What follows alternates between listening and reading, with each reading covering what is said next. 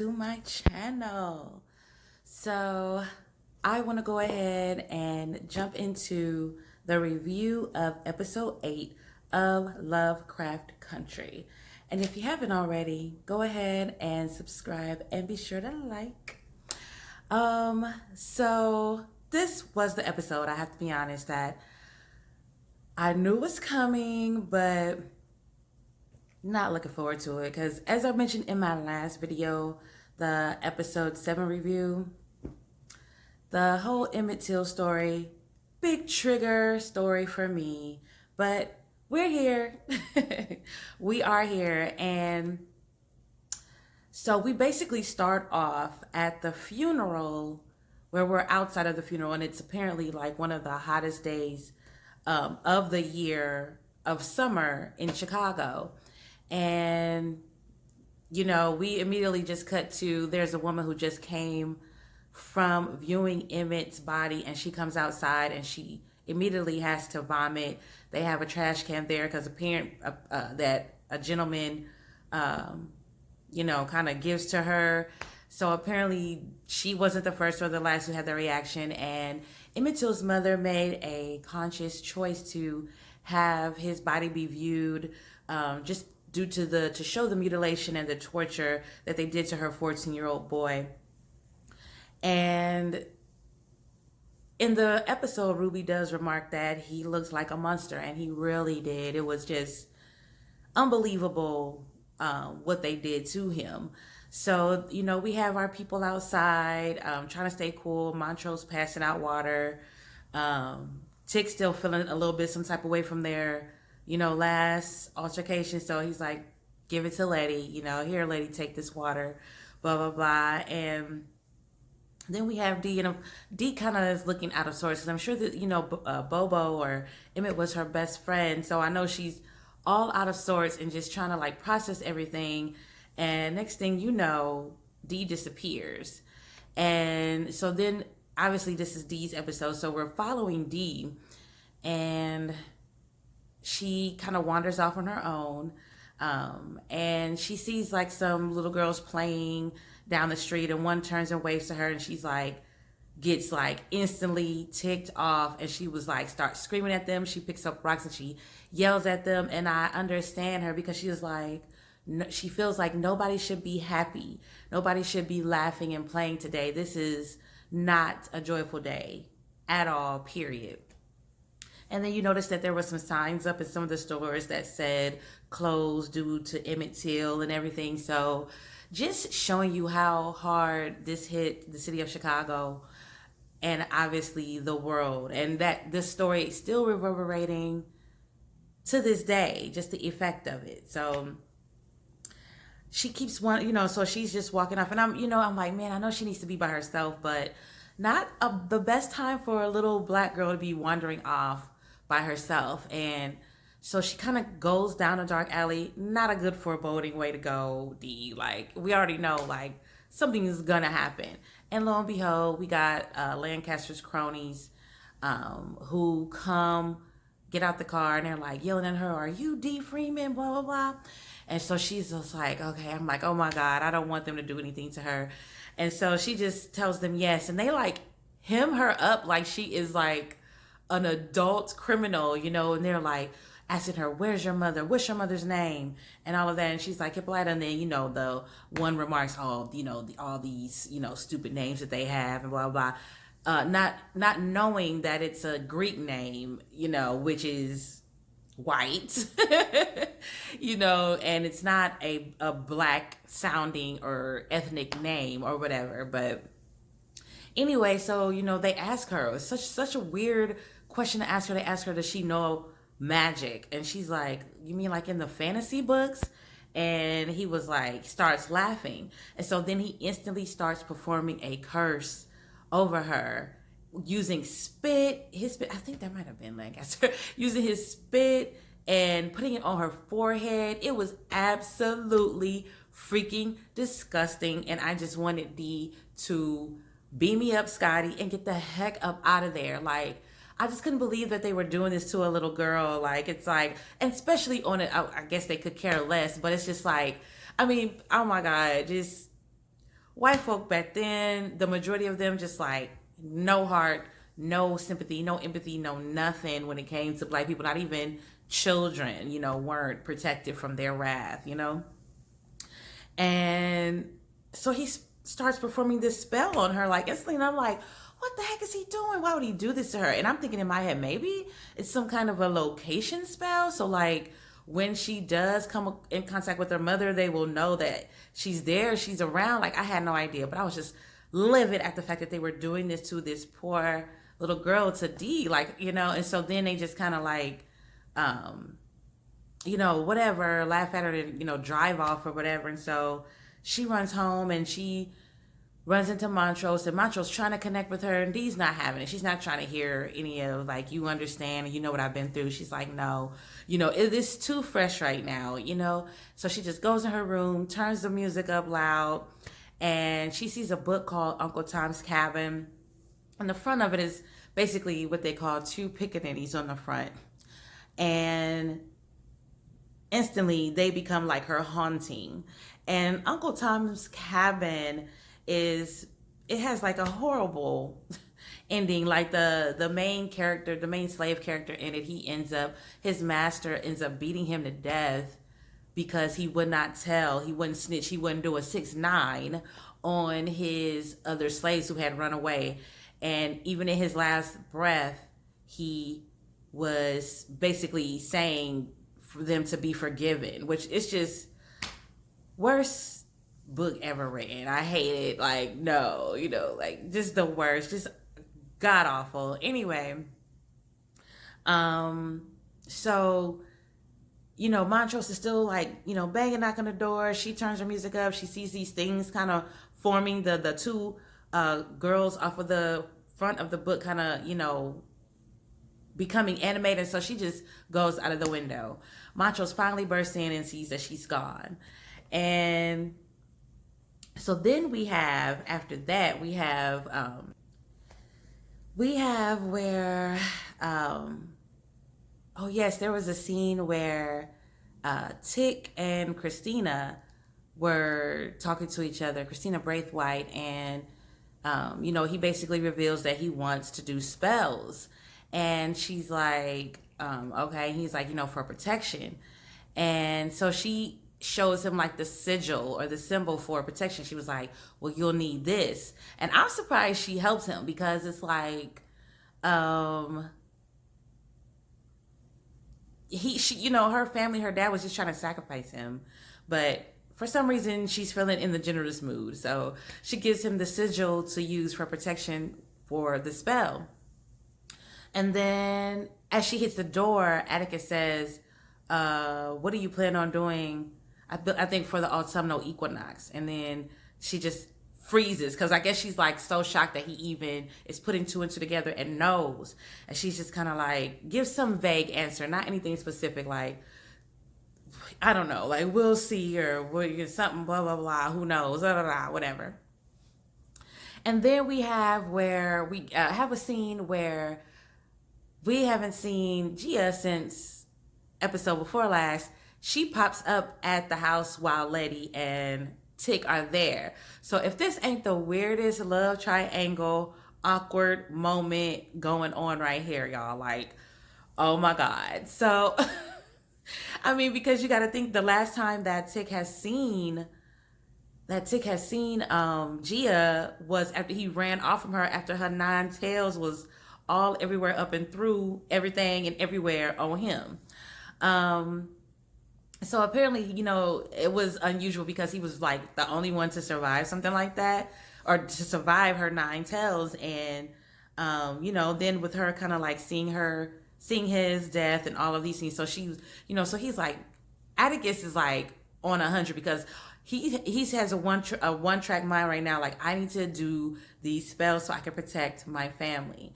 And so, here's, and poor, I just hate that he did that to her. He just basically was treating her like ish, like basically, get out of here. You're not wanted here. And like, what was I supposed to do? And Letty, so they're like sitting across from each other, Letty and Gia, and it's like Letty is the one who is like instantly able to tune in and understand, because so Atticus is like, why did you even come here?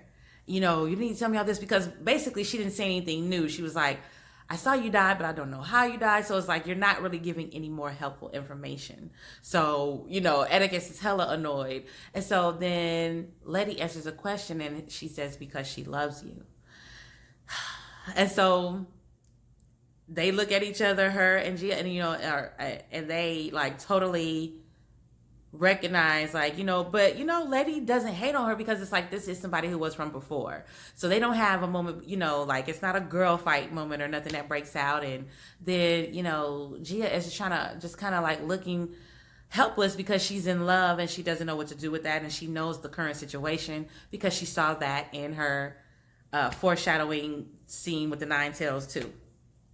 So anyway, Letty just jumps up and takes off. I guess it's just too much for her to handle right now, especially with her being with Atticus's child, and she hasn't revealed that. And she's just like, oh my God, you know, what kind of, I ain't trying to be, you know, baby daddy situation. I'm sure that's what was going through her mind, you know? And so anyhow, Tick, when Letty jumps up and runs off, Tick just, oh my God, totally disrespects Gia, and it's just like, what me and you had is not real. Get the F out of here. Da, da, da. Like, just cold-hearted, cold-blooded. Like, it didn't get no colder. And Gia just kind of sits there just completely defeated. And so he runs off after Letty, and he's like, you know, no, I didn't mean anything. She's like, why you didn't tell me? Da, da. But I'm thinking to myself, Letty, who would think to be able to tell you about a nine-tailed monster? And then, too, once he got here, y'all ran into all this other supernatural stuff. Like, y'all didn't have a moment's rest. So I get why Atticus didn't go into his past. And he's probably not thinking about it anymore. Like, I'm half across the world. I probably never go. I hope I don't ever see that nine-tailed thing again ever in my life, really. So, but anyway, he's just like, I'm going to fix this. I'm going to do the spells. And, you know, so I can protect us. And to me, the way he kind of looked at her like us, it kind of looked like he knew she was pregnant from that, you know?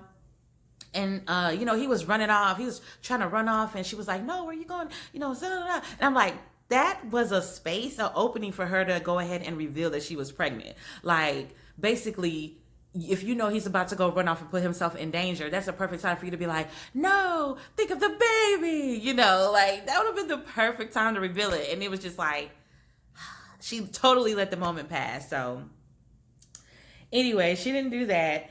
And, then we kind of cut to Ruby and Christina, and this is like after Ruby's coming, you know, home, when you want to say Braithwaite, the Braithwaite home, mansion, whatever. And so her and this part was just like so weird, strange, and bizarre. Like, I was just kind of like, I keep forgetting Lovecraft is crazy. So anyway, you know, she's feeling brokenhearted and obviously full of sorrow and anger and all kind of a myriad of emotions after coming from Emmit's funeral. And so Christina comes in, and her and Ruby end up having relations. You know, Christina's like giving her a bath, and I was like, please just let it stop there. Please just let it stop there. But it did not stop there. She was giving her a little bath, you know, helping her ease her troubled mind. And then, you know, she's like William, and then they get ready to have sex, and then Ruby decides to turn into the white woman. So it's like William and the white woman having sex, but we really know who's invasion of the body snatchers going on inside of both of them. And it's just like, oh my God, okay. So they're having sex, and then just like out of nowhere, we got Ruby transforming back into beautiful black Ruby while they're having sex. And you know, the transformation process is absolutely disgusting. Like, I'm gonna need Christina to tweak that potion. Hideous. Like, we got to do something about this transformation, child. It's a lot. So their skin peeling off and blood, and they're continuing to have sex. Like, the show haven't stopped. The show is still on the road. Apparently to them, the show must go on. I mean, it's a lot going on, y'all. And it's a lot to take in the process as a viewer. I was just like, oh my God, what am I watching? Should I look away? I want to look away, but then I'm going to miss stuff. It's just, it was a lot. And so, they get to, the happy pinnacle, I should say, and it's just really gross. And so then William continues to kiss, William / Christina continues to like kiss on Ruby post coitus or whatever, and they kind of have like, I guess, a tender moment, but it's like a really disgusting, gross tender moment, whatever. But one thing I want to know, like, why do Ruby potion only be lasting but for like 30 minutes, 15 minutes, 10 minutes, maybe an hour, when it seems like Christina could stay as William like all day long? Like, again, Christina, I'm gonna need you to tweak a few things in this potion. That's why your daddy wouldn't let you into the order. You wasn't ready yet, too early. But anyway, so then they have a moment, once they get all cleaned up, and Christina is Christina and Ruby is Ruby, and Ruby ends up saying, how she wishes that Christina could feel her pain, and her anger and her everything, how she's feeling about, what happened to Emmit. And she was like, I want you to care. I want you to basically not let your white privilege shield you from this, basically. And then she's like she felt the need to reveal to her, like, the reason I decided to turn into the white woman while we were having sex is because I couldn't stand for basically a black woman to be having sex with a white man, especially at a time like this, on today with what's going on. And so basically she's basically saying, you don't even care about what's going on, to Christina. So then Christina gets her time to talk, and Christina just, Christina's very like flat, blunt, and just kind of like, listen, this is what it is. Like, her tone, she's always very poker face, whatever. And she just goes, I don't care about Emmit Till. I don't care that this city is under siege and about to go under.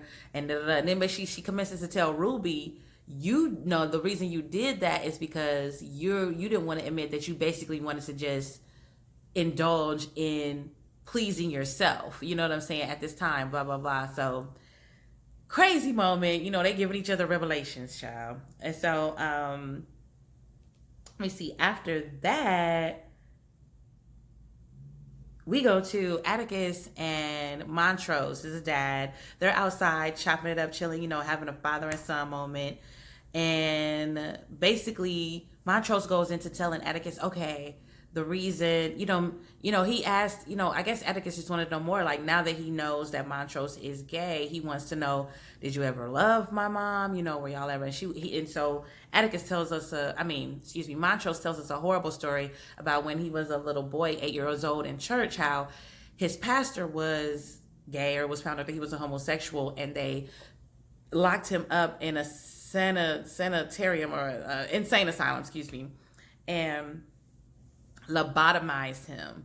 And so he was like, he made up his mind, like, as a little boy, like, okay, ain't gonna be me. You know what I'm saying? I'm gonna have me a whole family out here. I'll take door number 2, Alex. You know what I'm saying? And forget door number 1. I'll hard pass. But he did say that he never cheated on Atticus's mom. He said he had his desires, but he never acted on them. So I appreciate his honesty there, and it's nice to know that he didn't commit infidelity or whatever. But he said they were happy, they had children, and he said they had a marriage of familiarity, and he was like, that's like the best kind of marriage or whatever. So, and then he says to Tick, he was like, you would, when the Lord blesses you to have kids one day, you'll understand. And then boom, bomb gets dropped on us that Atticus already knows that Lady is pregnant. And so he tells Montrose, he was like, Lady is pregnant. She hasn't told me yet. And the reason that I know is because I went to the future. So now we got the piece of the puzzle to where the heck Atticus went when he went through the portal last episode.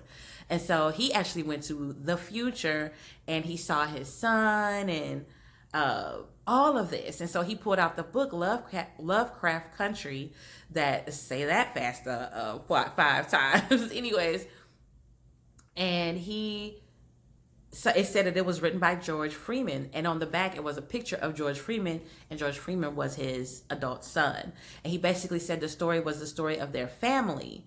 And I guess, Montrose was like, wow, he saw that the inside of the dedication, it was like, to my father, who was a Korean War vet, and blah, blah, blah. He was dedicating the book to Atticus and everything. So anyhow, Montrose was like, what was the book saying? Like, how basically what's happening in the story. And he was saying how Christina ultimately, in the book, he dies because Christina kills him to sacrifice him to gain immortality.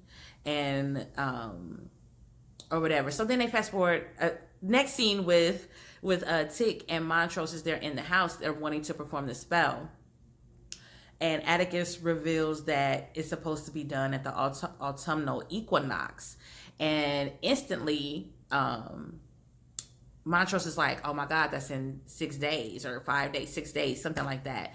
And, Montrose is like, look, I'm not having it, and to me, it's a bit of a foreshadowing of maybe how he's going to die. But he said he always thought he would die at the hands of a white man, I guess choking or lynching or whatever. He was like, but instead it might be by magic or protecting his family, protecting Tick and his grandchild, Tick's child. So he's down for whatever to protect them. He performs a spell, and they're like, okay, bupkis. Nothing happens. Like, they're just kind of sitting there looking at each other like, oh, well, we tried, And so then we fast forward, and this whole time, poor D is being haunted by these two pickaninnies, and it is just the most god-awful thing.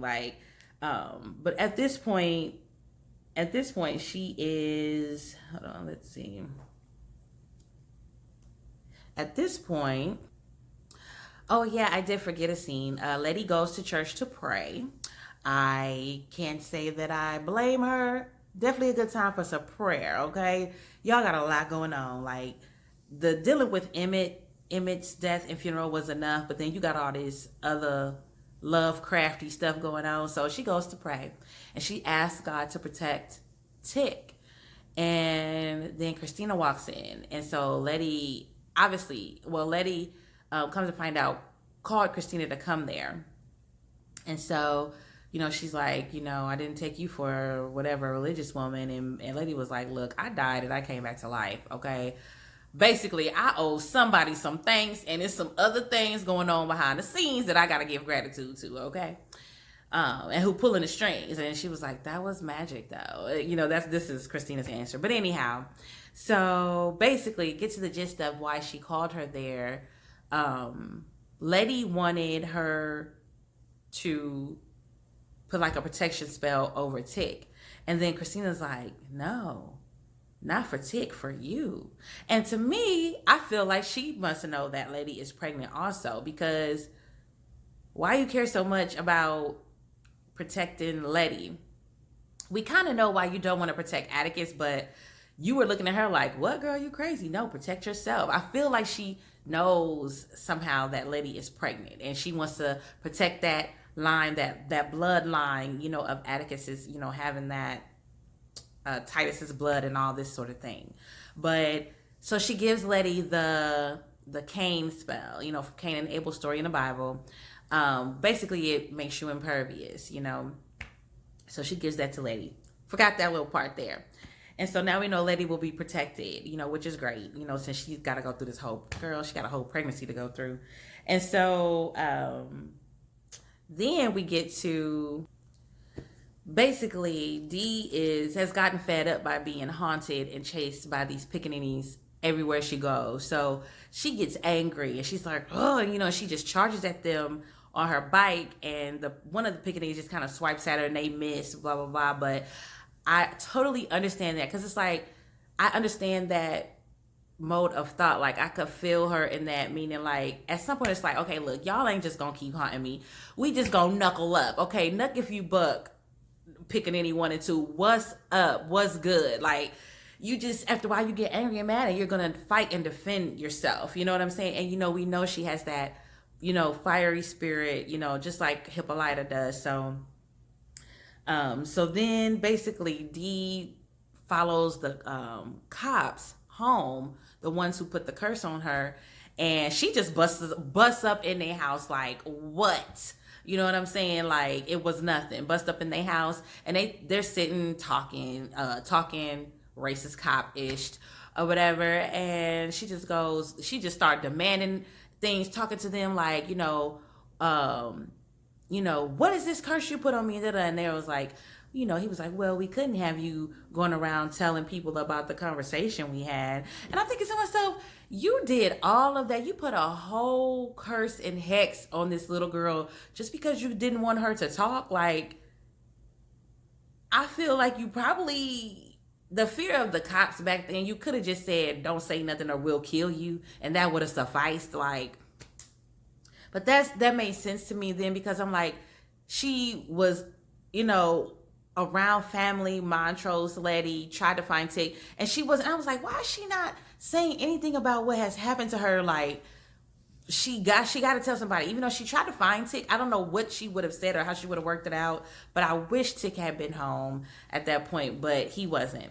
So anyway, that's what the whole curse was. Like, you're gonna condemn this little girl to be killed just because you didn't want her to know or talk about that y'all stopped her in the alley. Like, they're not gonna be surprised that cops try to harass her. They're not gonna be surprised. I mean, again, overkill with the curse, guys.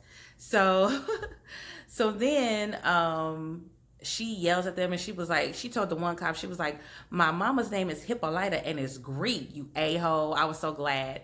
The other cop kind of laughed at, looking at the other one like, I guess she told you.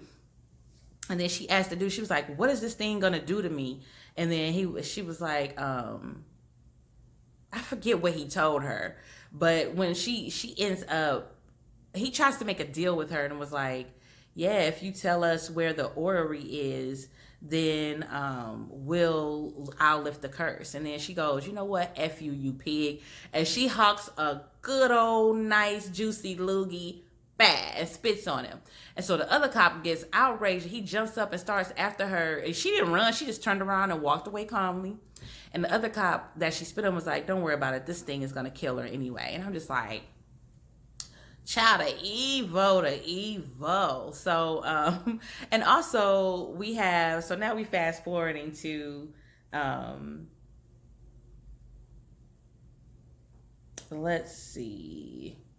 Oh yes, Christina pays. She's on like a dock with these two white men, and she was like, well, you've been giving your money. And then they're like, okay. And so then they commence to beat the brakes off of Christina. And Christina's like this big, like she probably a size 0. They manhandle beat her, and then they tie the noose thingy around her neck, and they practically beat her to within moments of her life. She does mumble a spell, and I couldn't figure out, like, is she like temporarily letting up the cane protection spell so she can be abused, and then she can like mumble it again and put it back on and not die. I don't know, but she did mumble a quick spell before they started beating her. But anyway, they throw her in the water after she's bloody, beaten, and you see that she's trying to mimic the experience that Emmit Till had, even though it was way, way, way much worse than that, y'all. Like, you got to go read about the things that they did to him. It's just crazy, but a representation of what happened to him nonetheless. And she pulls herself up out the water, and then she actually starts bawling and crying. And I believe this is literally the first time we've ever seen Christina emote. Like, I think this is the first time we're seeing her show any type of emotion, which is like crazy. Like, it's like, wow, okay, so something finally is impacting, or you're feeling something for once. So that was pretty crazy there. And then we cut to Ruby and Ruby and Letty are in Letty's home, and she's like developing some pictures. And she had a moment saying that she didn't have the courage, to take a picture of Emmett. She just couldn't do it, and basically Ruby's letting her know, hey, you had to do what was best for you to protect you and your feelings, your emotions, and your spirit at the time. If it was too much, you did what was best for you. And so then all of a sudden they hear somebody, people banging on the door. It's a whole different sound when the popos knock on folks' door. It sounds like the wall is coming in. So they go upstairs and they see that there's cops outside, and they're like, let us in. So Letty opens the door, and she's like, he's like, it's the two dudes who put the curse on D, and they're like, whatever, blah blah blah, let us in. Like, they just no respect, no warrant, no nothing. And they try to say, oh, we have reason to believe some Islamic group is gathering in response to the Emmit Till murder. Islam resistance group. Like, okay, whatever. So that was the excuse they used. So they tried to come in and thank that lady who put that protection over that house. It was like, boom, they couldn't get in the door. So instantly they knew that letting them know magic, and then letting them knew that they know magic. So anyhow, they was like, let's get out of here. Seconds later, the rest of his squad starts blowing up the house with bullets. We got chandeliers falling. I mean, these people are letting off rounds and rounds and rounds and rounds and rounds and rounds and rounds of bullets. And then all of a sudden, so they jump on the floor, and then Letty sits up. She realized, she's like, hey, I got protection. Like, I'm going to be good. And then all of a sudden we pan to Atticus coming down the street. He hears the shots and he comes down the street. And then all of the cops turn to him and they're like, put your hands up and all this and all that. So he puts his hands up. The cop shoots anyway. Surprise, surprise. Letty knew he was going to do that. She tries to run towards Atticus because I'm sure her intent was going to be to jump in front of the bullet so it could protect him, because she had the protection from Christina, the Mark of Cain. That's the name. And so she's not there in time. And so the bullet is heading towards Atticus. And then all of a sudden we see a Shoggoth come up out of the ground in front of him. Woo! Baby, protection. I think that spell worked after all, y'all. I mean, that was just a beautiful moment, because they would have killed him for sure. Like, just for standing there and complying, they were going to kill and shoot him and riddle his body with bullets. And so the Shoggoth commences to rip apart every officer over there shooting. It was just beautiful. And, you got Letty and Atticus running, because they're trying to they haven't surmised that the Shoggoth is really only going to eat the cops up and not them. So they're running and everything. And then the Shoggoth kind of just comes right up to their face. And, Atticus puts his hand down, and puts his hand, there you go, his hand, like on the Shoggoth's head. And the Shoggoth kind of bows his head a little bit. And I don't know, somebody else said that the Shoggoth said, it's me. And I tried to rewind it and I tried to hear if it said something, but I just heard some, grunts or mumbles. I don't know. But if it is, then maybe it could be George, his uncle who died, or whoever, another ancestor. I don't know, or somebody we know.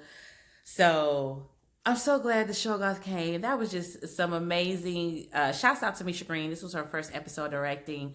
I mean, when we had the police car flip and we saw a cop literally fly over the house during that sequence, it was just beautiful. Like, just gorgeous poetic justice. And it really was a great climactic moment for this episode. So we got flashes of the upcoming episode, and they're finally realizing that D is cursed, and I'm hoping they're able to go ahead and get this curse lifted without having to sell their souls to Lancaster or Christina for something that we really don't want in their hands, but that's probably what's gonna happen.